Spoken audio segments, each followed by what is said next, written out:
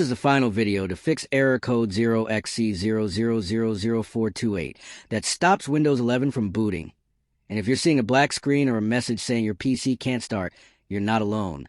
This error usually happens because Windows thinks some system files are unsigned or corrupted, and most guides online or on social media show long, confusing steps that can be hard to follow. But here on 0xc0000428, I have a secret easy trick that will get your PC booting again in just a few clicks without diving into complicated commands.